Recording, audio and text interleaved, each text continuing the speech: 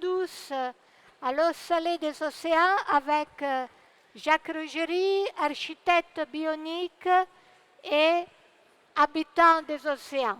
Sa présentation, c'est donc Habiter les océans. Merci Jacques pour 8 minutes. Hein? Merci.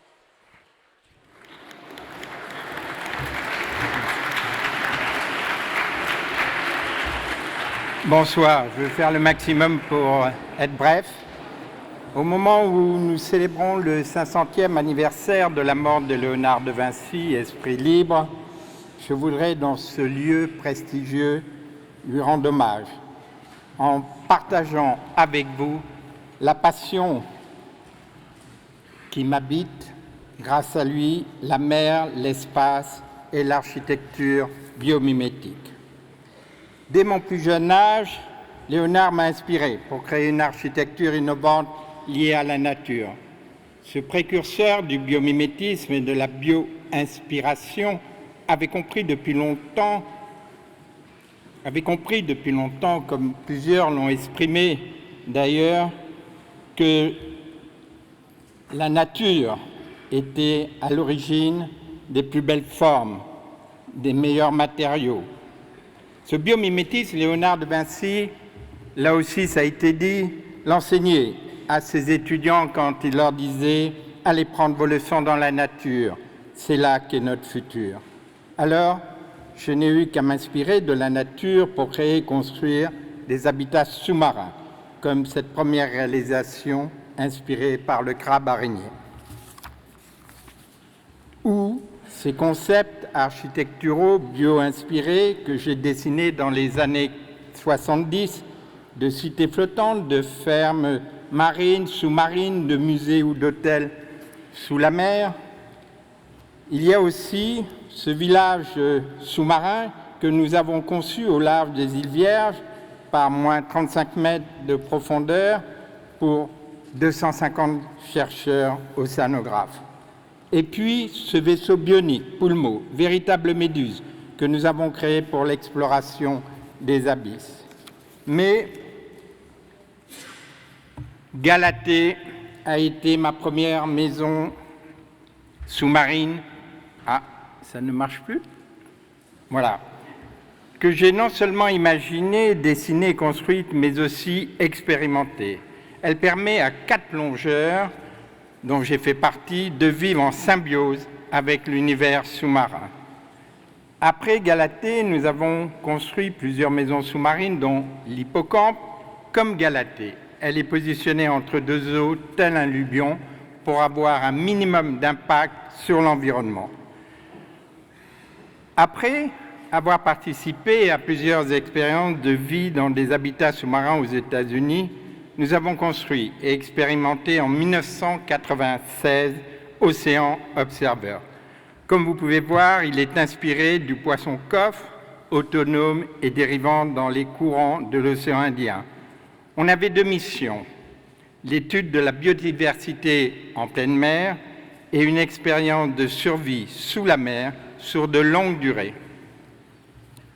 Pour l'atoll de Tetiaroa, nous avons imaginé, en s'inspirant de la crevette cette fois-ci, une série d'habitats sous-marins touristiques pour vivre par moins 6 mètres en osmose avec la faune subaquatique au cœur du lagon. Ah, il y a une photo qui manque, c'est pas grave. Mais pour découvrir le monde sous-marin sans plonger, nous avons réalisé un semi-submersible, l'Aquascope, qui s'inspire, lui, d'une raie, avec de larges yeux ouverts sur l'univers sous-marin si fragile. Après avoir intégré des yeux au bateau pour regarder sous la mer, j'ai voulu suivre sous l'eau la migration des baleines en plein milieu de l'océan. C'est pour cela que j'ai construit le trimaran Aquaspace, qui permet d'observer sous la mer la migration des cétacés, comme vous pouvez voir une des photos. Tel un papillon solaire, cet autre bateau de recherche que nous avons conçu, Sea Butterfly, se déplace grâce à l'énergie solaire. Et pour aller plus profond l'un de nos derniers projets inspiré par le calamar, cette fois-ci Abyssal Explorer. Il embarquera 60 personnes, peut-être vous. Dans quelques années, vous visiterez les abysses et les épaves mythiques telles que le Titanic par moins 5000 mètres de profondeur.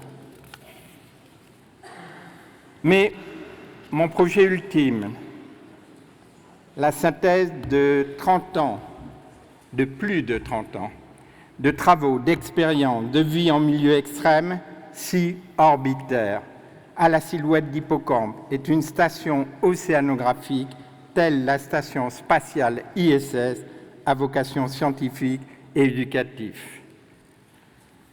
En imaginant tous ces projets, je reste fidèle à l'esprit de Léonard de Vinci et de Jules Verne. Ce dernier disait « Tout ce qu'un homme est capable d'imaginer, deux hommes seront capables de le réaliser ».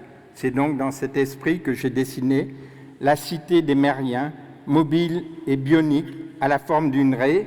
Cette cité océanographique internationale de 900 mètres de long par 500 mètres d'envergure accueillera 25 000 étudiants venus du monde entier, chercheurs.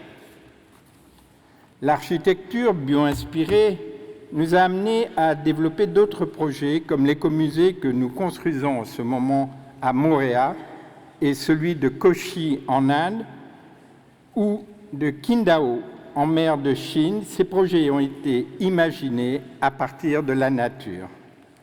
Mais aussi City in the Ocean à Dubaï, complexe hôtelier avec des chambres et restaurants sous-marins autour d'un lagon semi-artificiel.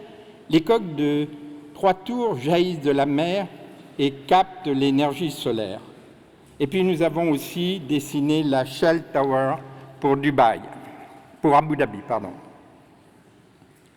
Face à la problématique de la montée du niveau des océans, nous avons imaginé des villes flottantes écologiques et durables, comme ici en Polynésie, à l'intérieur de l'atoll de Mopia. Ce projet a une symbolique forte faisant écho à la culture polynésienne, tout en intégrant les dernières innovations environnementales. Toujours guidés par notre ADN architectural bio-inspiré, nous réalisons la Cité internationale des académies à Qingdao, en Chine.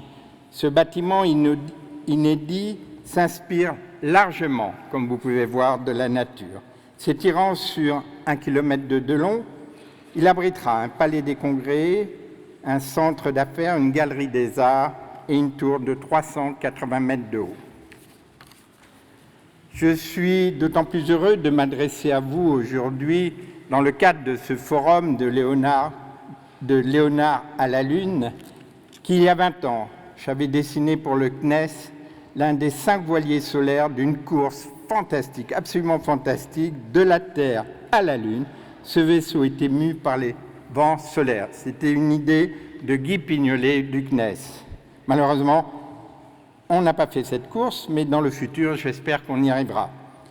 Et cette année, à l'occasion du 50e anniversaire du premier pas de l'homme sur la Lune, j'ai dessiné un village lunaire qui pourrait s'inscrire dans cette conquête extraordinaire de l'espace. Pour finir, je souhaite aussi vous faire part de ma volonté de transmettre cette vision d'avenir à une nouvelle génération d'architectes, disciples de Léonard de Vinci. Dans cet esprit, j'ai créé la Fondation Jacques Rougerie à l'Institut de France. L'une des missions de la Fondation est de découvrir chaque année, grâce à son concours international d'architecture, les nouveaux Jules Verne, Gustave Eiffel, Frank Lloyd Wright, Zaha et tant d'autres architectes, ingénieurs, designers, afin qu'ils créent le monde de demain et écrivent une nouvelle page de l'histoire de l'humanité. À ce jour, plus de 7000 candidats issus de 135 pays ont participé au concours de la Fondation qui, cette année, récompensera la promotion Léonard de Vinci. Cet appel de Léonard, il y a 500 ans, allez prendre vos leçons dans la nature est d'autant plus d'actualité qu'aujourd'hui. Nous devons trouver de nouvelles formes de mobilité, d'habitat et de mode de vie inventifs, économes et durable pour les 10 millions d'êtres humains que nous serons en 2050. C'est donc l'intensité des rêves qu'on réalise qui donne un sens à la vie. Alors, continuez à rêver, à imaginer, à créer, à oser pour bâtir le futur de l'humanité. Merci.